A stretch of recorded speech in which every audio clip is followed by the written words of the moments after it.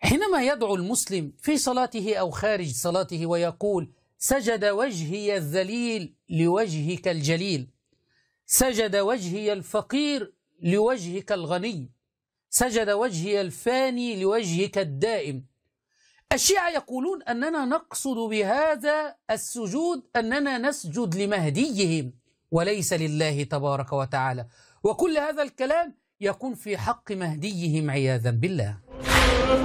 سجد وجهي الذليل لوجهك الجليل، سجد وجهي الذليل لوجهك العزيز الجليل، سجد وجهي البالي الفاني لوجهك الدائم الباقي، سجد وجهي الفقير لوجهك الغني الكبير، سجد وجهي وسمعي وبصري ولحمي ودمي وجلدي وعظمي وما أقلت الأرض مني لله رب العالمين. فوجه الله تبين معناه من كلام علي إنه إمام زماننا.